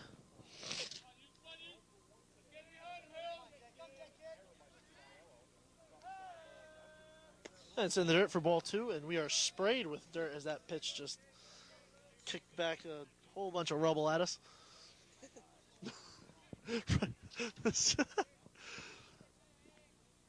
And now DeMarco deals again. And a high fly ball right in the middle again. Same thing as...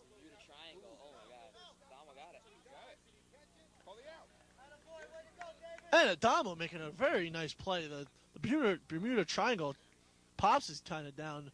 Maybe he just got the wind knocked out of him a little. And he seems to be hobbling back to center field. And out comes Pignitello trying to check to see if his player's all right. And Adamo walking back seems to be fine after making that great over the head catch. Pops, is favoring that left leg here. He must have hit it in the dive or something.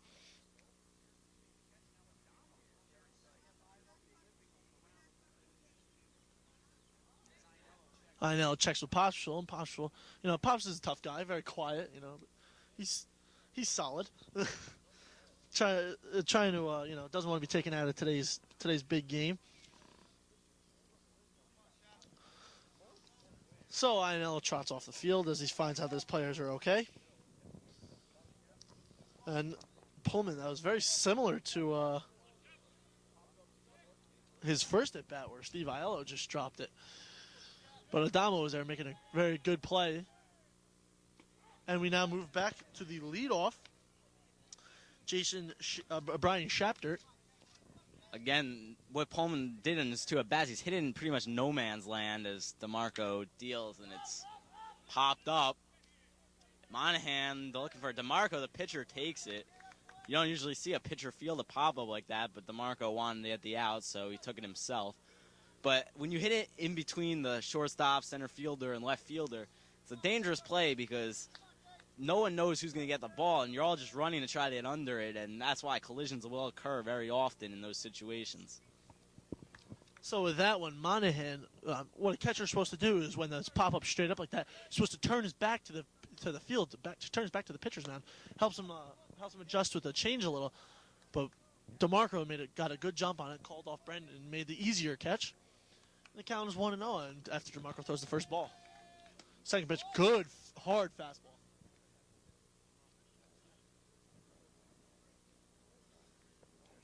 Yeah, so Garrison Ward, as Rubino just said, had the 3-run homer, the controversial 3-run homer, his last at bat.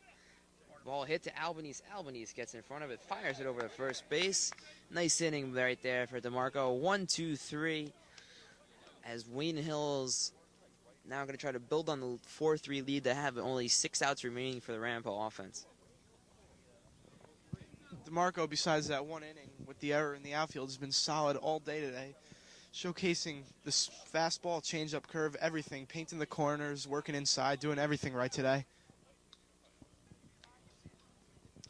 So we now move into the bottom of the 5th, and as Coach Pignitello was telling his team, it's coming down to the wire. Very happy about that last inning. Leading off will be Aiello, followed by Joe Ligori, and then Scott Pospisil. And it's amazing that Hunt is still in the game after that first inning. It looked like he wouldn't last more than 2 or 3 innings, but he's gone on all the way to the 5th inning as score is only 4-3. And another thing Coach Danielle just said is we have to make things happen. Things don't happen, so look for Wayne Hills to try to manufacture a run or two this inning.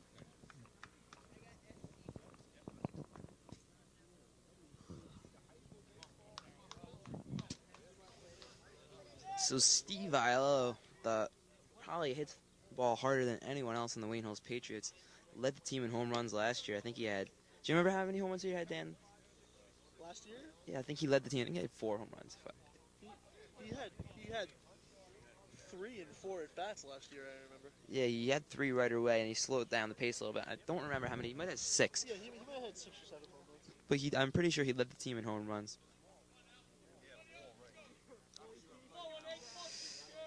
So Aiello, number 18. He's been number 18 for a while. I remember Dan and I were on the same baseball team with Steve. He was number 18 back then.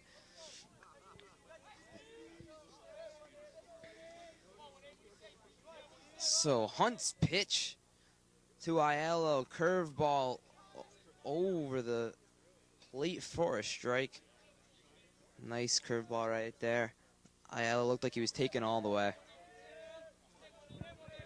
So Aiello is 0 for 2 on a long fly ball. Walkowitz walking under it, and he makes the catch. That's the second time Aiello's flied out to Walkowitz.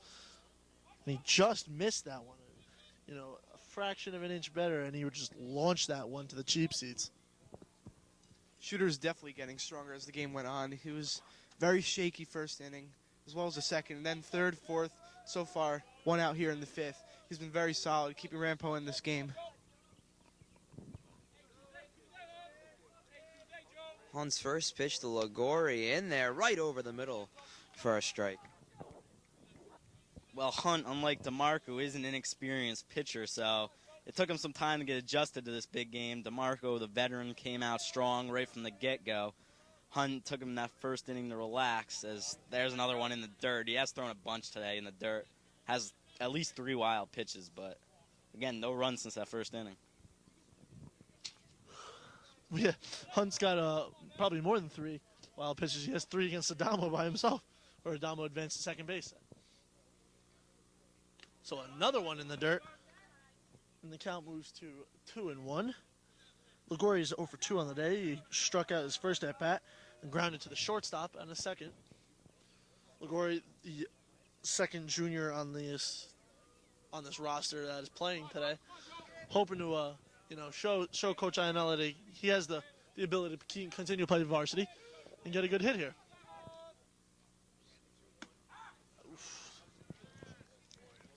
Now, this is the year for Wayne Hills. If they don't do it this year, who knows? I mean, next year, all their pitchers will be pretty much gone. Almost their whole starting lineup. So it'll be a big rebuilding year next year for the Wayne Hills Patriots. But like the football team, they don't really rebuild, they reload.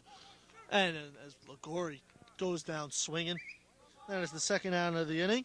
Coming in the bat is Scott Pospischel. Pop's got that huge single which scored an RBI at his first bat, and then he advanced second on a nice piece of heads-up base running, and then grounded out to the second baseman. Grounded out to third baseman, I mean. Speaking of next year with pitchers leaving, the Hills team does have one pitcher pitching JV as Pops lifts one to third base. It's going to be an easy out. They have one pitcher on the JV team this year, John Pilara, who I hear is throwing low 90s, so he'll probably be like 1, 2, or even 3 pitcher next year. So this definitely is the year for Hills, though. They had very high expectations coming in. So far fulfilling that, except for the devastating loss on Monday, a 1-0 loss to Demarest. So Pop seems to be all right jogging into center field right now and running that hit out. Looks like his leg is okay. So 6 more outs for Ramapo as number 9, Josh Walkowitz, will step up to the plate to lead things off for Ramapo. Steve Giganti after him, and then Mark Flager after Giganti. Well, the bats for both teams have become quiet as each team goes 1, 2, 3 in the 5th inning, and just living up to the pitching duel expectation now, as DeMarco is trying to hold on in these last 2 innings and go the complete way. But again, if they need to bring another pitcher in, you have Aiello, you have a Damo, you have Monahan, even anyone you can bring in. So this is the big advantage for Wayne Hills. They have so many pitchers that they could just use in these late innings. I definitely agree with you, both my colleagues, that it's going to come down to the bullpen here, I think, today. As the pitch counts are raising for both pitchers. I mean, as you remember, Hunt had 35 in his first inning. That's got to start to feel that after this. As Walkowitz settles in, DeMarco gets a sign. And it just got a piece of Walkowitz. Got him on the lower leg, and he'll advance or hit by a pitch. Well, if you want to get hit by a pitch, that's the kind of pitch you want to get hit by, a slow curveball. You don't want to get hit with one of those fastballs.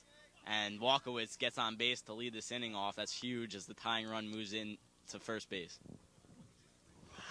Walkowitz has enough meat on those legs that one won't hurt at all. Walkowitz kind of same stature as Kirby Puckett. I don't know if anyone else noticed that. He does. Hopefully in a couple years you won't look like Mo Vaughn of the Mets. And he lays a nice bunt down there, Gigante. Ligori fields it, fires over to first just to get one, but Walkowitz moves over nicely to second. Good sacrifice there. Now, that's really interesting that the cleanup hitter on each team is bunted now. Aiello had that RBI bunt, and now Gigante bunts Walkowitz in the scoring position. So not going to see that too often where the cleanup hitters bunt, but in this game where every run means something, it has been very important. So with one out, Mark Fiegler steps in. He has 2 strikeouts on the day. Ramapo just trying to take the lead here. And a first pitch strike. Very nice by Jason DeMarco there. Still throwing the good power. So Walkowitz at second base. In scoring position right now. This is the best scoring opportunity Ramapo's had to tie this one up with their number 5 hitter. In there for a called strike. Gigante. In his previous 3 times at bats, he walked, struck out, and he had a sacrifice bunt. Oh, no. I'm sorry. This is Flager. He struck out 2 times in his previous at bats. So that's a long fly ball for Flager. It's over Farella's head. Walkowitz is going to score. Flager's turning too. He's stopping at second. And Ramapo has just tied things up. And you look at the Wayne Hills players right now, they all look so dejected after getting that 4-0 lead for DeMarco. Thought they had this one in the bag. But you know what? In sports, anything can happen, and Ramapo has shown it today.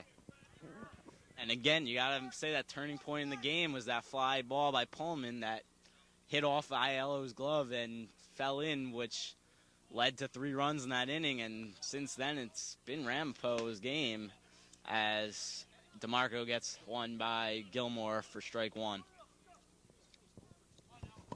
This Wayne Hills defense and offense are just definitely going to have to pick it up here if they want to hold to this tie and eventually come in for the win. As we're in the top of the 6th, Wayne Hills only has 2 more at bats, unless they pull ahead in the bottom of the 6th here, and you can hold it in the top of the 7th. As Gigante takes a good lead, and a big strike there, and Gilmore now falls under 1-2. DeMarco now trying to get another strikeout here. Looking for his 6th strikeout. The pitch. High. Great pitch. Got him. Scott Gilmore swinging. And then his 6th K. Good junk pitch almost. Most junk pitches are usually in the dirt, but DeMarco seemed to throw that one high around the chin and shoulders area. And 2 outs now with a runner still in score position. Still testing. And a good ground ball scooped by Ligori. Ligori fires over to first and got him. So Wayne Hills only giving up 1, but the game is tied now, 4-4, and we go to the bottom of the 6th. Wayne Hills has to do something here to regain the lead. So another gut wrencher here at Patriot Stadium. We've seen some great football games. We had a few fantastic basketball games and another great baseball game. Looks like whenever we come out here, Wayne Hills puts up their best performance. Yeah, Ramapo, after that tough first inning, has been hanging around all game, threatened a few times, but not being able to score. But they're right there in the sixth inning, top of the sixth, tie the game up at 4, and now Hills will try to respond by regaining the lead. And Shooter's still on the mound. His pitch count has to be in the 80s at least, don't you think? Yeah, Shooter Hunt. There's 35 pitches, as Rubino said in the first inning. You know, he's really got to get his pitch count up here now in the 6th inning. And you see up for the Patriots is going to be Ogden Farella and the pitcher DeMarco. They might start bringing a pinch hitter for DeMarco. Maybe Anthony San Giorgio come off the bench. I don't know if DeMarco's going to come out there next inning, but I don't know. What do you guys think? You think DeMarco's going to come out there next inning? Well, he's still pitching, he's still pitching well. Still got some zip on his fastball, good curve. I mean, it's pretty much his call now. Like, if he wants to go and continue the fight, then, he can definitely hold his own in there. Well, I know DeMarco is such a great competitor, and he does not want to come out of this game. He wants to get the win. He wants to stay in there, but they can still get him the win by scoring a run here and bring in a closer to shut the door down. But I don't know if they will bring DeMarco out again here in a 4-4 game. They might want to bring a fresh arm in, but if it was DeMarco's decision, he'll come out in the 7th inning. So Ogden now settles in. Ogden with a big double, 2 RBIs and a walk. So showing some power at the bottom of the order. And a little bit too much time, and Ogden steps out. Wants to reset himself here. Doesn't want to sit in there too long, freeze up a little. Can't get the best of the pitch.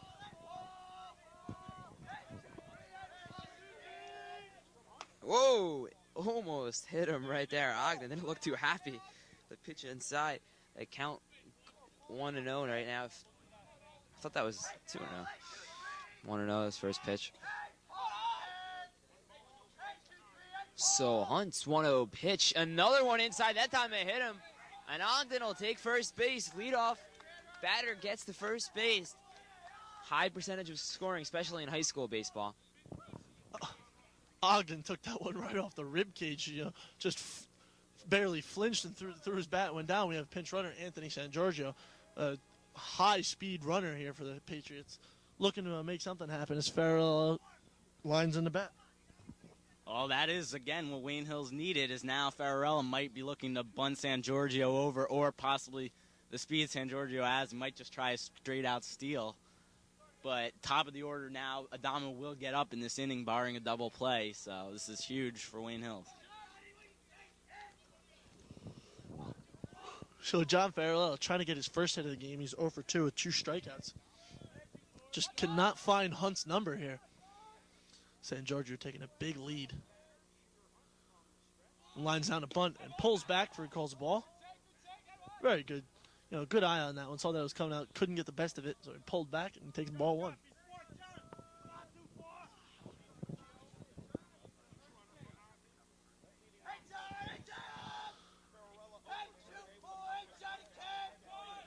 So lays down a beautiful bunt on the first baseline. Very nice. Moves San Giorgio over to second. And the Wayne Hills bench erupts as he makes a very nice sacrifice there. As San Giorgio, the pinch runner for Ogden, moves over to second. Now all DeMarco needs is a base hit to score San Giorgio with his speed. So DeMarco can really, literally win the game for himself right here with a base hit. Could drive in the run and make the score 5-4. So DeMarco, rough day at the plate, 0 for 2 in his 2 at-bats. The pitch in the dirt, nice play by the catcher. Coleman right there, stay in front of it. And the count is 1-0. That was such a huge block by the catcher, Pullman, because had he let it get by him and San Giorgio get to third, he would have been on third base with only 1 out, and then a fly ball would have scored the runner, as DeMarco does hit a fly ball. And it'll be caught as San Giorgio does not advance. But again, had he gotten to third base, he might have, and DeMarco hit a fly ball like that, he would have scored. So the big little man for the Patriots, number 9, David Damo, huge hitter but small in height. I always make fun of him as much as I can with that. Settles in. He has 3 walks on the day. Advanced 3 times on wild pitches. And they're intentionally walking him. Damo is not happy with that throwing the bat down. He's 0 for 0 with 4 walks. Knowing that Ramapo knowing that Damo is just a huge power hitter, that he could definitely make something happen. Pinch hitting in number 35, Ryan Green, another junior.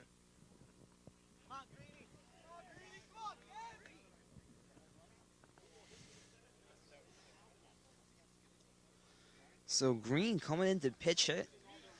Last night, I don't know if you watched the Mets game, but Tony Clark with a big pinch hit, 3-run homer. Green going to try to do the same right here.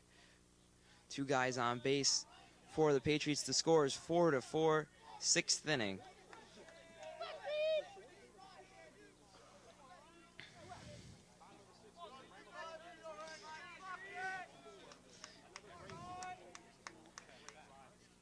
The first pitch by Hunt fouled off by Green, and the count goes to 0-1. Green fouled that straight back. He just missed on that one. So a couple inches higher, he could have hit that way into the outfield.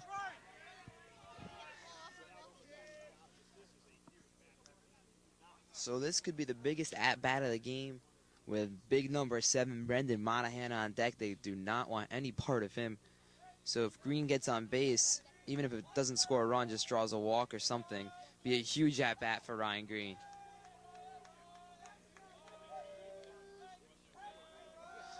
Hunt's 0-1 pitch in the dirt. Looks like Green held up. Nice job by Green. The count goes to 1-1.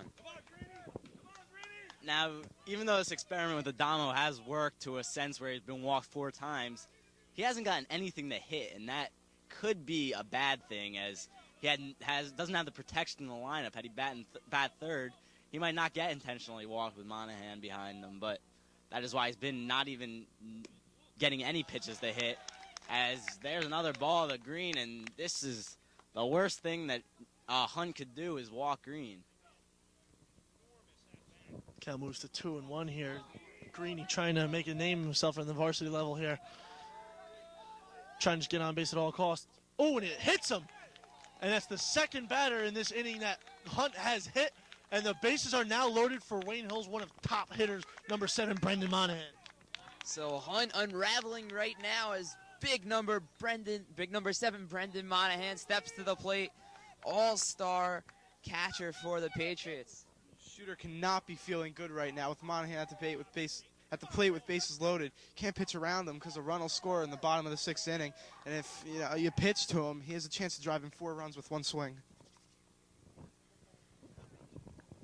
Well, what a plot this has come out to be, as the St. John's bound star Brendan Monahan comes up, the star quarterback for Wayne Hills, star catcher. This is just the last person you want to see up. Maybe Damo might be the last one, but Monahan, another great hitter. It's just not a good situation for Ramapo. Bases loaded, 4-4 game, bottom 6, 2 outs. This is the game right here. So Coach Hunt coming out to talk to his sophomore son, trying to calm him down, in this huge turn of events here. Bases loaded, 2 outs, bottom of the 6th, 1 inning left to play. Game all tied at 4. Pullman coming out, calm, make sure they're clear on the signs. As Monahan awaiting his pitches with the bases all he needs is to get on somehow. A walk, a hit by a pitch, a base hit, anything, and it scores 1 run and puts Wayne Hills back in the lead. So Monahan settles in. Eyes locked on Hunt as Hunt winds. And high for ball 1. And the Hills fans and bench erupt here. Well, last time Monahan was up, he struck out, but he got in the hole 0-2. This time he starts off 1-0, and it just makes it that much harder for Hunt, as he has nowhere to put Monahan. Second pitch. Oh, and just misses Monahan. He just moved out of the way in time. Some people say he should have taken it. Some people said he shouldn't. Just missing him, though. There's now 2 balls and no strikes here. As Monahan is 0 for 1 of the day. 2 walks and a strikeout. So the pitcher really losing his control, already hitting 2 batters in the inning and then throwing behind Brendan Monahan. The count goes to 0-2 as Green off of first, Damo off second, and Farrell off third. Or not Farrell. The pitch is up high in there for a strike. That was a high strike. And I'm sorry, San Giorgio's at third. Monahan not liking that last strike call, thinking it should be 3-0 now. Counts now 2-1 on that last call. Monahan got to get a hit here. And fouls off another high pitch. Monahan should have laid one off. That was high around the shoulders, but it must have looked just too good to him. The count moves to 2-2 with 2 outs, and the pressure is really starting to lay on here. Monahan really has to be a clutch player just to get on base, just to score a run. So Deuce is wild here. 2 balls, 2 strikes, 2 outs. The score is 4-4. Bottom of the 6th inning. Hunt's 2-2 pitch outside for a ball. The count's now full. 3-2. And Hunt's really got to bear down and throw one over, let Monahan connect. This is almost like Story here. 2 outs, full count, bases loaded. You got to get a run. And now with the base load, everyone will be running with a full count and 2 outs, so this should be interesting. So with both benches screaming, and his ball and the walks in the lead run. Everyone was running, and Monahan pulls back as he saw it coming in high. And out comes Coach Hunt to talk to his son once again, the second time this inning. And he's calling in the center fielder for Ramapo. Center fielder Garrison Ward, who had that controversial home run before, calling him in to pitch as 24 Steve Gianti will come out of DH and move into center field. And the interesting thing is Wayne Hills has not had a hit this whole inning. There's been 2 hit batters and 2 walks, which led to this go-ahead run, 5-4. So Aiello now, after he allows Garrison Ward to take his 8 warm-up pitches, will come in. Aiello advanced on an error by the pitcher, Hunt, and then flied out to the right fielder Josh Walkowitz twice consecutively.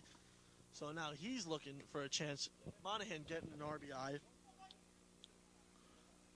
while Aiello trying to get his second RBI today, which is just getting a base hit, you know. As we said before, him and Monahan are just RBI machines. Even though Monahan's down at first base, Ramapo was not steered clear of danger here. Aiello was no pushover, batting cleanup in the lineup today. Yeah, Steve Aiello, like I said before, led the team in home runs last year. The power hitting outfielder is now going to have bases loaded. And a new pitcher up at pitching could have trouble throwing it over the plate. I don't know if you noticed on that last 3-2 pitch, but David Damo was standing on third base before the ball's even thrown. They didn't even worry about him. If they would have thrown it over to second or third, they could have had him easily. Yeah, but he was pitching out of the windup, so once he went in the windup, he could not throw it over. That's why Damo had such a big jump, got all the way to third base.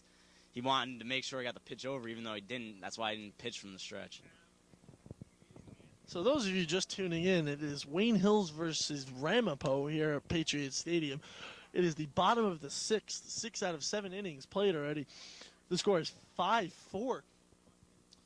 Wayne Hills, currently with the bases loaded, just had the go-ahead run walked in by pitcher Shooter Hunt, which has just been taken out by Garrison Ward. So now the warm-up pitches are over, and Steve Aiello will finish talking to the umpire here and move into the batter's box as the infield breaks from around the huddle, trying to give Garrison Ward some last-minute motivation to get out of this 2-out inning. So as Justin Rubino said before, Steve Aiello is no pushover here, batting cleanup. I mean, no one in this Wayne Hills order is really a pushover here. No one is really the weak link. I mean, they're just all-around good hitters. And the first one is called a strike, and Aiello stares down the umpire, not happy with that one. Seems to be that the umpire is kind of opening up his strike zone here, trying to speed the game along.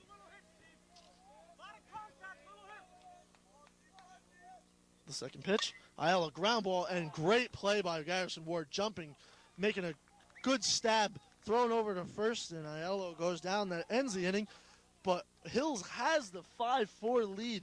DeMarco seems to be coming in for trying to get the complete game here. All he needs is to get 3 more outs, and then he's out of this game.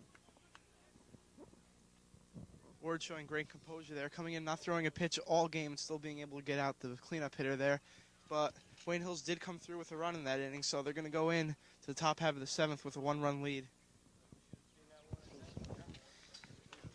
So all that matters right now is 3 more outs. Wayne Hills needs to get. DeMarco's been in this situation numerous times. This could be DeMarco's most crucial victory of his career. He's pitched some big games his sophomore year, went up against Martin Vergara of DePaul, now in the Cleveland Indians. Or no, he's on Notre Dame, I'm sorry. He was drafted by the Cleveland Indians, but he decided to go to Notre Dame instead.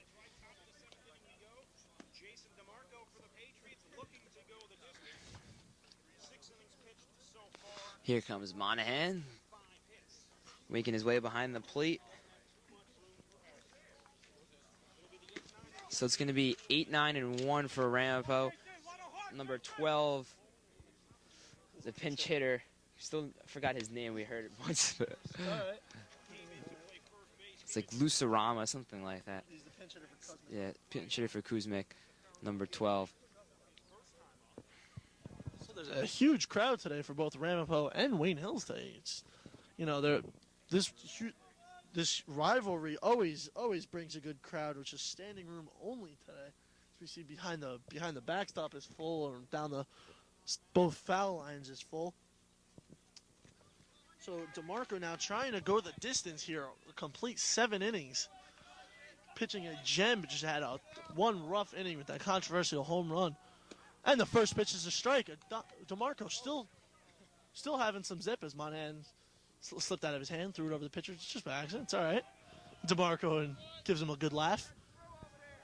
So, you know, another important thing about this team is, you know, these kids have been playing PAL. They've been playing Little League for years before, so that everyone knows each other. You know, we've all, like you said before, me and Damo were on a team.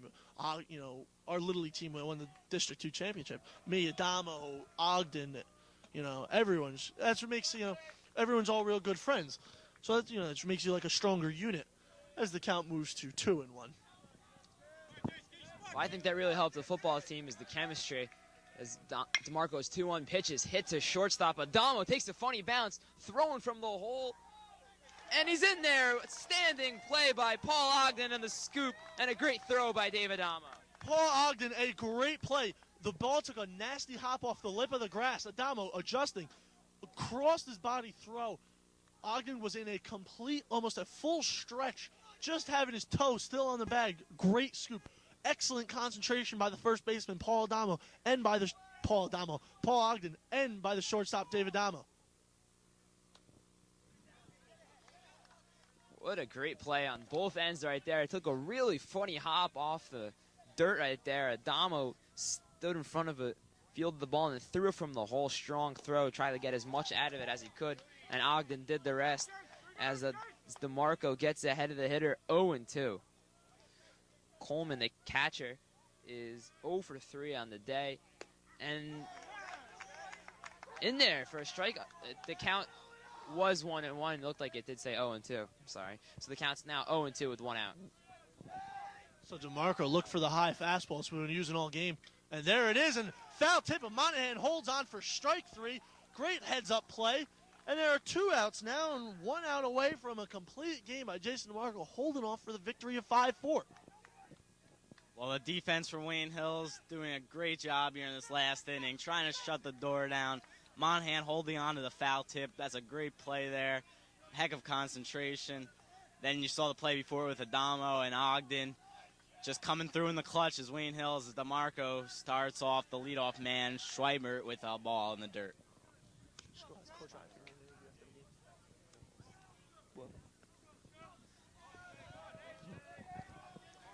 So DeMarco's 1-0 up high for a ball. The count's now 2-0. Monahan's going to go calm down his pitcher. No, we only need 1 more out. Wayne Hills has lost 5 in a row to Ramapo. They need this win desperately. Try to maintain their lead over Ramapo in the division. And on deck is Garrison Ward, who hit that home run, as that one's in there for a strike. So you do not want to put a guy on for Ward, who has demonstrated the power to put one over the fence. Or, I don't know if it was over the fence. But. And Brian Shaplett, not happy with that one, signaling that it was a little high. Didn't like it. The count is 2-1. And fouled it off, and the count moves to double deuce, 2-2 with 2 outs. So once again, the deuces are wild. 2 balls, 2 strikes, 2 outs. Wayne Hills up 5-4.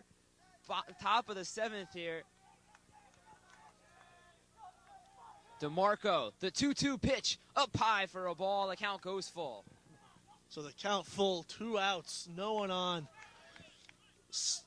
Scapdirt trying to make something happen here. He's only had 1 hit on the day. DeMarco kicks, and ball 4. Ball 4 draws the walk. Coming in now, Garrison Ward, who had that controversial home run, as we've said numerous times. 3-run home run, by the way. And Coach Acapinti comes out one more time to talk to Jason DeMarco before he faces his last batter. And there's a great job, again, by the leadoff hitter by getting on base via the walk. And it is Garrison Ward, who has all 3 RBIs today, coming up to try to get 2 more. And, again, the leadoff man's on, so he should have some speed. And he might be looking to try to get himself in scoring position by stealing, even though Monahan is behind the plate. I don't know, Scott. That's kind of risky, sending the guy running with 2 outs, your last outs of the game.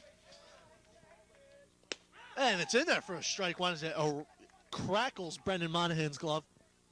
Yeah, it is risky, but you got to try to get in scoring position somehow because you're not going to get many hits off DeMarco, and if you get in scoring position, it only takes 1, as it is now 0-2 on the batter Ward.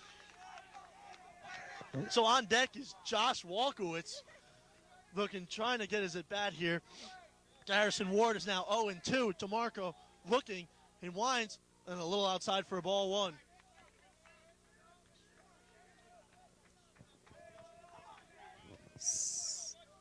So the fans anticipating the final strike of what could be a memorable win for Wayne Hills.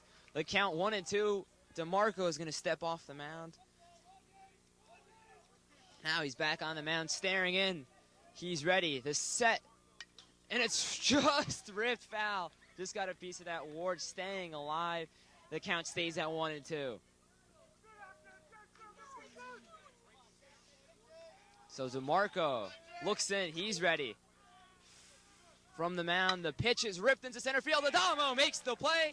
And that's the final out of the game. Wayne Hills wins 5-4. Ball game over. Damo making a great finishing play. And Ramapo is just, shocked at this. Wayne Hills comes back to win it 5-4. Very great game. And that is the final here. We were trying to get a post-game interview. And I hear that Jason DeMarco will be joining us, the winning pitcher today. Went the distance, beautiful game, came back after adversity, and both teams will meet at the plate to shake hands. A great game today. Thank you for joining us.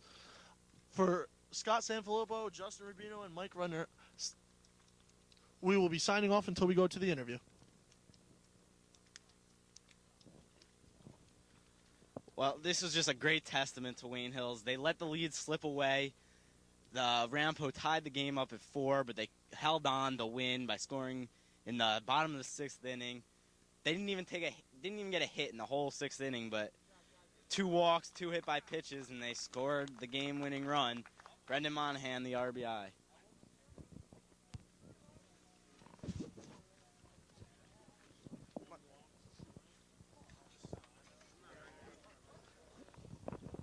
We are waiting now for DeMarco to join us, as I think Justin Rubino is going over to confirm the interview, and I think GHT is going over to talk to DeMarco first. We can bring it over to Rubino now. It was a barn burner right down to the end today with Wayne Hills coming out on top 5-4. Great pitching performance today by Jay DeMarco. 7 innings, and